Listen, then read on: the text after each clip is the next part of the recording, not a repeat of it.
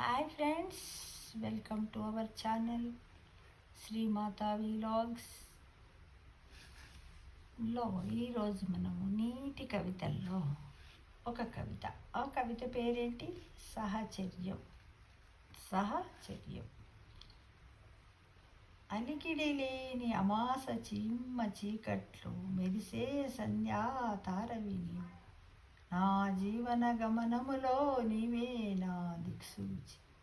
నీ నోట రాలే పలుకులన్నింటిని కూర్చి ఓహో లేఖగా మలచుకొని ఒత్తిడిలో ఒకసారి చదువుకుంటే మనస్సులోని భారము దిగిపోయి ఉల్లాసంగా గుండె గదుల్లో ప్రవహించే అక్షరాలు లుబ్ధక ప్రసరించే కాంతి కన్నా నీ పేదాలు దాటని ముసిముసి నవ్వులతో మెరిసే నీ మోములోని భావాలే నా హృదయ లోతుల్లో దుంకే జలపాతాలు.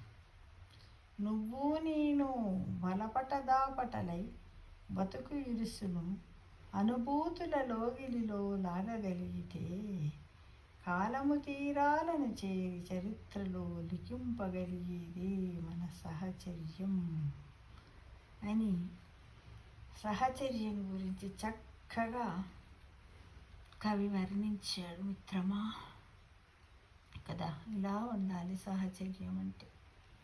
ప్రతి ఒక్కరూ ఎక్కడైనా సేకరించి ఉన్నట్టయితే యూట్యూబ్లో పెట్టండి, నలుగురు వింటారు కదా.